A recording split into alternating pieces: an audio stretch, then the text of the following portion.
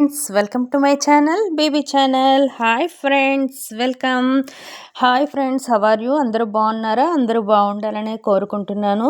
ఈవేళ నేను మీ అందరికీ ఒక హెల్తీ డిష్ని అయితే షేర్ చేసుకుంటున్నాను. పెసరపప్పు ముల్లంగి అండి. పెసరపప్పు ముల్లంగి అనేది చాలా మంచిది హెల్త్కి. దీనిలోని మనకి ఎన్నో ఎన్నో ఒకటి కాదు చాలా హెల్త్ బెనిఫిట్స్ అయితే ఉన్నాయి. సింపుల్ అండ్ ఈజీ రెసిపీ అండి ఇది. బ్యాచిలర్స్ కూడా సింపుల్ అండ్ ఈజీగా చేసుకునే రెసిపీని నేనైతే మీతో సింపుల్గా షేర్ చేసుకుంటున్నాను.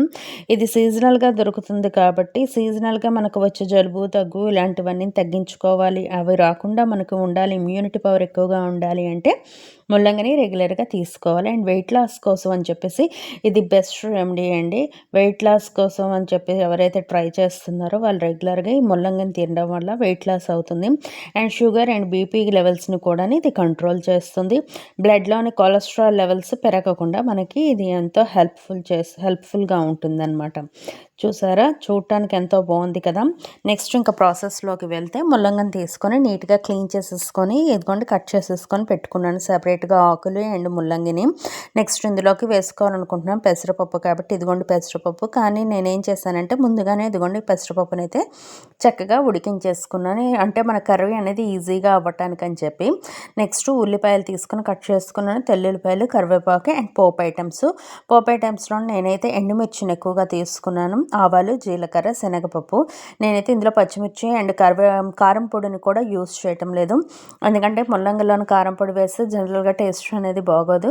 ఎవరికైనా కావాలి అంటే మీ ఇష్టం, మీ చాయిస్ యాడ్ చేసుకోవచ్చు. నెక్స్ట్ ఇంకా ప్రాసెస్లోకి వెళ్తే స్టవ్ ఆన్ చేసి కడాయి పెట్టాను. కడాయి బాగా హీట్ అయిన తర్వాత ఆయిల్ వేసుకొని ఆయిల్ కూడా బాగా హీట్ అయిన తర్వాత పోపు ఐటమ్స్ అన్నిటిని వేసేసుకున్నానండి. నెక్స్ట్ ఇదిగోండి ఇందులోనే ఆనియన్స్ వేసుకొని బాగా ఫ్రై చేసుకుంటున్నాను.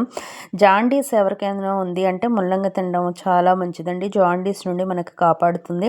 అండ్ గ్యాస్ పటోబరం ఉన్నా కూడా ముల్లంగి వల్ల మనకు తగ్గుతాయండి. డైజెషన్ అనేది బాగా అవుతుంది.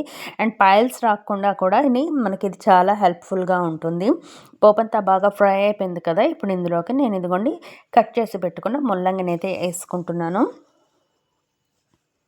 ముల్లంగిని యాడ్ చేశాను కదా. ఇప్పుడు దీన్ని బాగా ఫ్రై చేసేసుకుందాం. కలుపుతున్నాను ఇదిగోండి చూడండి.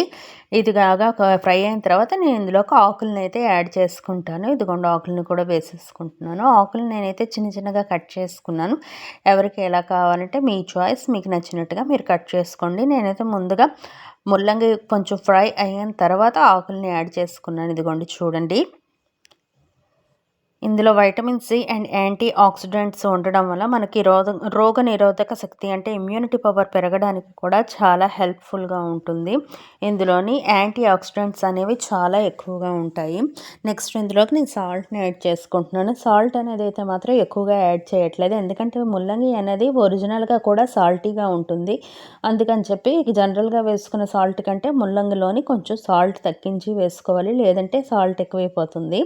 నేనైతే ఎప్పుడూ కూడా గుర్తుపెట్టుకొని మరి ఇందులో సాల్ట్ ఏదో తక్కువగానే వేస్తూ ఉంటాను. ఇదంతా బాగా మిక్స్ చేసేసుకుందాం. బాగా కలుపుకోవాలండి. ఇది బాగా కుక్ అయిన దాకా దీన్ని స్టవ్ సిమ్లోనే పెట్టుకుందాం, హైలో పెట్టద్దు. డీహైడ్రేషన్ కాకుండా ఉండాలి సమ్మర్ సీజన్లో అంటే ముల్లంగి తినటం చాలా మంచిది, ఎందుకంటే ముల్లంగిలోని వాటర్ కంటెంట్ లెవెల్స్ చాలా ఉన్నాయి కాబట్టి మనకి చాలా హెల్ప్ఫుల్గా ఉంటుంది. సమ్మర్ సీజన్లో అయితే మాత్రం ముల్లంగిని తీసుకోవడం చాలా మంచిది, డీహైడ్రేషన్ అవ్వకుండా ఉంటుంది. అండ్ ఇందులో చెప్పాను కదా vitamin A, C, E, K and antioxidants, nutritions కూడా ఉన్నాయి ఇందులోనికి. ఇదిగోండి నేను పెసరపప్పు ఉడకబెట్టి ముందు సైడ్కి పెట్టుకున్నాను కదా, ఆ పెసరపప్పుని తెచ్చుకొని ఇందులోకి యాడ్ చేసుకుంటున్నాను. పెసరపప్పుని అయితే వేసిన తర్వాత నేనైతే మిక్స్ చేయటం లేదండి. ఆ పెసరపప్పు కూడా చూసారా మీదనే వేస్తున్నాను. నేనైతే ఇలాగే వేస్తాను, ఎందుకంటే అది కనుక లోపల వేసేసి మిక్స్ చేసేసామంటే కనుక మాడిపోతుంది.